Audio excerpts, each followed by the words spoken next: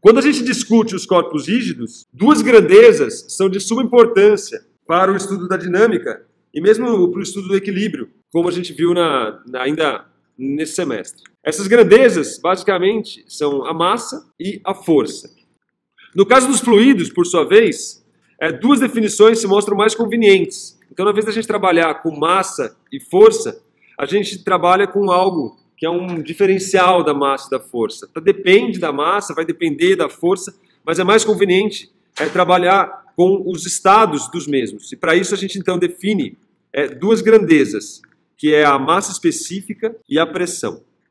Então, a 14.3, a gente começa a definir o ferramental aí para estudar os fluidos. E as duas grandezas que são fundamentais nos estudos dos fluidos é o que a gente chama de massa específica, que é basicamente a densidade de massa, densidade volumétrica de massa, e pressão. Então, o que vem a ser massa específica e o que vem a ser a pressão? Como nós definimos isso? Então, vamos lá. Então, primeiro, massa específica.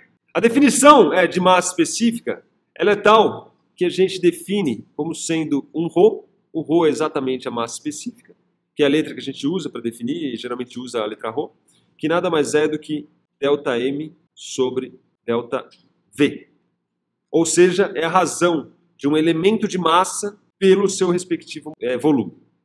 A densidade de massa, a densidade específica, ela também é chamada como densidade de massa, e uma maneira prática de você determinar num fluido é você pegar uma pequena quantidade desse fluido, calcular o volume que ele tem e mensurar a sua massa. A razão entre essa massa e esse volume nada mais é do que a massa específica.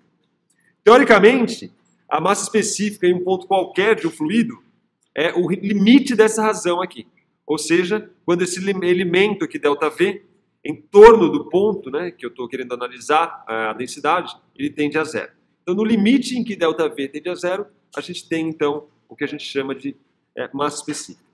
Então, no caso particular, onde a gente tem a massa específica do fluido em uma amostra e ela é igual em todos os pontos, a gente pode escrever essa massa específica na sua forma mais tradicional, que é a massa sobre o volume. Esse caso aqui em particular, ele trata de massa específica uniforme. Note que essa grandeza, apesar de ser de suma importância no estudo dos fluidos, é óbvio que você pode também definir e calcular para sólidos ou para qualquer outro material.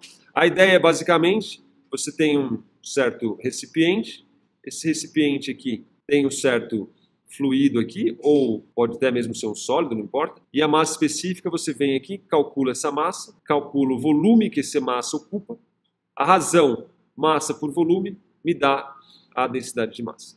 Aqui, naturalmente, se eu pego a massa total e o volume total de uma amostra que não vamos dizer, pequena, a gente está supondo, então, que ela tem uma densidade uniforme de massa, certo? Ou seja, se eu pegar e dividir esse objeto na metade, calcular essa massa aqui só da metade, só o volume da metade aqui, essa razão, como a massa vai ser dividida por 2, o volume vai ser dividido por 2, ela ainda vai ser a mesma. Se eu pegasse e dividir agora em 4, pegar uma fração aqui, a massa divide por 4, o volume divide por 4, ou seja, a densidade é a mesma. Isso, naturalmente, considerando uma massa específica uniforme. Se ela for uniforme, eu não preciso me preocupar em pegar uma amostra pequena. Posso pegar a massa total, dividir pelo volume total, e o que eu tenho aí é a densidade de massa, ou, como a gente está definindo aqui, a massa específica. A unidade da massa específica no sistema internacional é naturalmente o quilograma por metro cúbico. E uma informação importante sobre essa grandeza, a densidade, é sua variabilidade em relação à pressão. O que eu quero dizer com isso aí? Variabilidade em relação à pressão. Será que se eu engatar nesse objeto aqui um êmbolo e começar a pressionar esse êmbolo, de forma a começar a exercer uma força sobre esse fluido aqui, será que de alguma maneira essa densidade vai mudar? Então, como é que é a variabilidade da densidade de massa em relação à pressão? Então, esse é um dado importante. No caso dos gases, que são chamados materiais compressíveis, a massa específica ela pode variar consideravelmente dependendo da força que eu exerço aqui.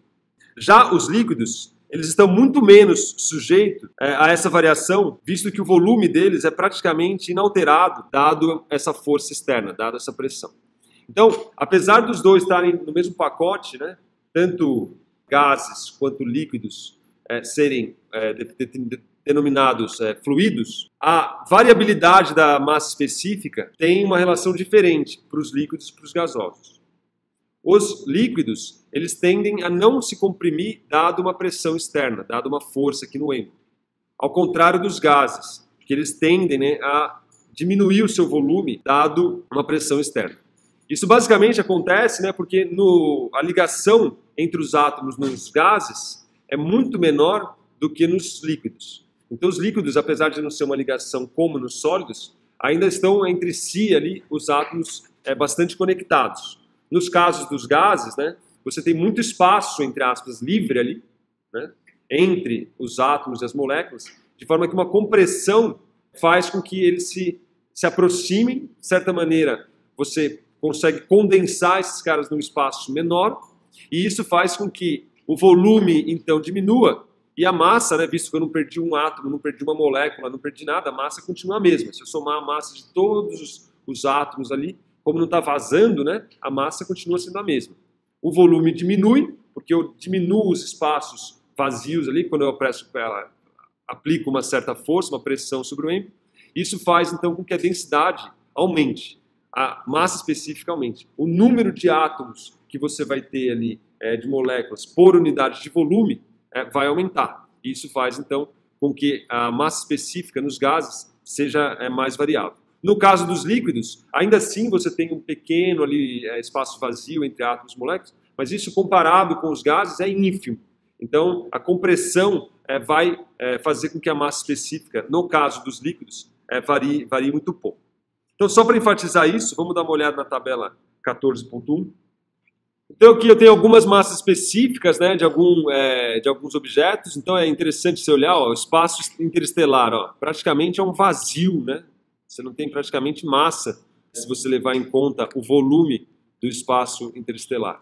No laboratório, por exemplo, o maior vácuo que você consegue não chega perto do que você tem no espaço interestelar. Mas o que é importante enfatizar aqui é como fica a variação da densidade, por exemplo, do ar, né, dos gases. Ó. Aqui eu estou aplicando uma força X e aqui eu estou aplicando uma força que é 50x. Então você vê que a densidade, ó, vai de 1,21 kg por metro cúbico para 60 kg por metro cúbico. Isso porque os materiais, né, os gases, são altamente compressíveis. Se você fizer a mesma análise com a água, né, que está na forma líquida aqui, uma força de 1 ou uma força de 50, apesar de que está falando pressão, né, mas é a mesma área, então, como a gente vai ver já por definição, você basicamente está multiplicando a força por 50, você vê que a compressão dela, ó, é ínfima. Vai de 0,998 vezes 10 ao cubo para 1 vezes 10 à terceira, no caso de 1 atmosfera ou por 50 atmosferas. Então você tem aí uma variação muito pequena quando comprimindo, né, no caso dos líquidos. E aí você tem outros materiais super densos aqui também, ó, estrela de nêutron, 10 a 18, até 10 a menos 20, né? Tem algumas estrelas diferentes, a anã branca, o Sol, tá aqui, que é da ordem de 10 a terceira, é 1 tonelada, né, por metro cúbico aqui, mais ou menos, a média. Finalmente, né, a segunda grandeza que é aí de grande importância é a pressão. Então a primeira que a gente definiu foi a massa específica e agora a gente define uma segunda que é de suma importância também no estudo dos fluidos, que é a pressão. Bem, a fim da gente entender o conceito de pressão, vamos dar uma olhada num dispositivo bastante simples. Então, suponha que você tem um êmbolo, que é esse dispositivo pequenininho aqui, e ele tem uma área ΔA para poder fazer com que esse êmbolo deslize no interior aqui de um cilindro. Então, a área desse êmbolo é uma área ΔA, e ele está dentro, é acoplado a um cilindro fechado, que faz com que o êmbolo, né, fique repousando sobre uma mola. Aí a ideia é você inserir esse dispositivo dentro de um fluido. O que acontece é que essas moléculas, esses átomos, começam a se chocar, né, com esse êmbolo, e isso exerce aí uma força sobre ele, que vai fazer, consequentemente, que ele comprima a mola. Aqui vale a pena enfatizar uma analogia importante. Quando a gente fala em fluido, a gente tende, né, pelo menos naturalmente, a não enxergar os líquidos iguais aos gases. Eu recomendo e costumo fazer isso para entender a dinâmica dos fluidos, sempre tratar o sistema como um gás, porque se for o gás ou for um líquido, a brincadeira é a mesma. Então imagine como se fosse de fato um gás, mesmo que seja um líquido, porque ele se comporta de forma bastante similar. Os dois são fluidos e é por isso que a gente estuda ele das mesmas maneiras, da mesma maneira. Só que no gás a gente consegue ter uma visão um pouco mais intuitiva do que a gente tem com o líquido, porque a gente tende, né, a ver o líquido mais como átomos ligados, moléculas ligadas. A gente tem que enxergar, pelo menos eu tendo a enxergar mais como um sólido do que como um fluido. Então eu tento sempre, quando eu vou estudar um fluido, representá-lo como um gás, mesmo que eu esteja estudando um líquido fluindo por um dispositivo, eu tendo a imaginar um gás. Então imagina um gás, tá certo? Que está aí, essas moléculas estão se movimentando de forma aleatória, cada uma para um lado. E basicamente, quando você aumenta a temperatura, você faz com que esses caras se movimentem cada vez mais rápido. E esses caras estão se chocando. É basicamente aquela análise de choques que a gente fez no passado. Analisou impulso e tudo mais. Então você tem uma série de moléculas, átomos, que mesmo que tenham tamanhos, né, ínfimos, né, na ordem atômica, subatômica, se for elétrons, né, os seus prótons, mas na ordem atômica ou molecular, eles estão se chocando com esse êmbolo. E essa sucessão de choques, cada uma delas, apesar da massa ser muito pequena, como são moles e moles, né, um número enorme de moléculas que estão se chocando, elas acabam criando aí uma força média sobre o dispositivo, sobre as paredes, sobre qualquer ambiente que você tenha aí essas partículas se movimentando. Então, essas moléculas se chocam com esse êmbolo aqui e exercem aqui, então, uma força média, fazendo aí com que essa mola ela se comprima um pouco. O que a gente nota experimentalmente, por exemplo, se você diminui a temperatura, você diminui a velocidade dessas moléculas, por exemplo. Então, como a velocidade é menor, a energia cinética que ela pode transferir é menor, ela tem menos energia, né? Então ela vai, de fato, fazer com que esse êmbolo abaixe menos, né? Porque ela tem menos energia para transferir para o êmbolo. Então você já começa ali a fazer uma analogia direta entre temperatura e essa força que está sendo exercida sobre o êmbolo. E, consequentemente, fica fácil de entender como fica a pressão, né, em sistemas mais quentes e em sistemas mais frios. Porque, basicamente, temperatura é a energia cinética dessas moléculas. Diminui a temperatura, diminui a energia cinética menor, consigo transferir menos energia para poder fazer essa mola comprimir e transformar essa energia em energia potencial. Dado esse cenário, se você tiver como conhecido a constante elástica dessa molinha aqui, e você tiver medido, então, o deslocamento que essa mola sofre, é muito fácil a gente ser capaz de calcular esse ΔF pela lei de Hooke. A gente sabe, né? Supõe aqui que ela não tem nenhum atrito e tudo mais, você está compensando tudo, sistema ideal, você tem a constante elástica dessa mola, você tem o deslocamento dessa mola, e o que você consegue, então, calcular facilmente é qual é essa força aqui, normal, né? Porque tem partículas que vão se chocar meio na diagonal aqui, não exatamente na forma normal, porém, elas vão ter aí uma resultante normal. Essa resultante normal é que faz com que esse êmbolo, né, abaixe. Então, dado que você consegue calcular o módulo ΔF dessa força normal à superfície, normal porque esse ângulo aqui é 90 graus, você então define o que vem a ser pressão sobre esse ângulo. A pressão, então, nada mais é do que a razão ΔF por ΔA. Teoricamente, né, a pressão em qualquer ponto no fluido é o limite dessa razão quando o ΔA tende a zero. Então, nesse caso, se também a força é uniforme, né, se a temperatura for uniforme, todo o fluido ali, a pressão ela pode ser escrita também como sendo a força por unidade de área. Isso aqui é a pressão de uma força uniforme em uma superfície plana. Aqui, o F é o módulo da força normal, aqui esse êmbolo está sujeito aqui, e a área é basicamente a área dessa superfície. Você pode, obviamente, calcular a pressão nessa parede aqui, calculando a força sobre ela, dividido pela área. Se o sistema aqui for um sistema uniforme, né, com a pressão uniforme, a pressão nessa lateral vai ser a pressão igual a essa, vai ser a pressão igual a essa, e assim por diante. Experimentalmente, a gente observa que um dado ponto de um fluido em repouso, a pressão definida aqui, ela tem o mesmo valor, seja qual for a orientação do êmbolo. Então, num sistema em repouso, as moléculas, elas estão, os átomos, ali pensa num gás, elas estão se viajando de uma maneira totalmente aleatória. Tem uma indo para cima, outra indo para a esquerda, outra indo para o ângulo de 30 graus. Então você tem moles e moles, todas elas andando, se locomovendo de forma aleatória. Se você olhar da esquerda para a direita, você vai ver o mesmo número que se você estiver olhando de cima para baixo ou na diagonal. Não tem uma predileção em relação à orientação no fluido em repouso. Obviamente que se você tiver um fluido que estivesse com uma certa dinâmica, aí sim você tem uma certa predisposição para as moléculas se movimentarem numa certa orientação, num certo sentido.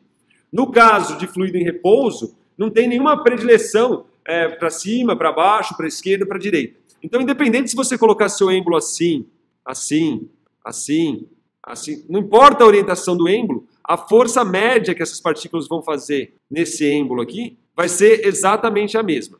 E no fundo é uma média sobre moles e moles, tá certo? De átomos. E nessa média, quando você considera um número muito grande de choques, essa média acaba dando o mesmo valor. Se fosse uma coisa muito rarefeita, um átomo, 2 átomos, 3 átomos, aí obviamente isso já não é a mesma coisa. Mas num caso ali, onde você tem um sistema uniforme, existe uma predileção em relação ao sentido de deslocamento dessas moléculas, desses átomos, o que faz também com que a força em qualquer direção, a força média, né, em qualquer direção, seja a mesma.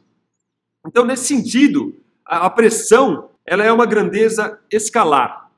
Ou seja, você não vai definir uma direção e um sentido para a pressão, visto que as suas propriedades elas não dependem da orientação. Como eu disse, se eu colocar o êmbolo assim, ou assim, ou assim, ou assim, de todas as maneiras, a força com que vai estar sendo exercida sobre a normal é a mesma.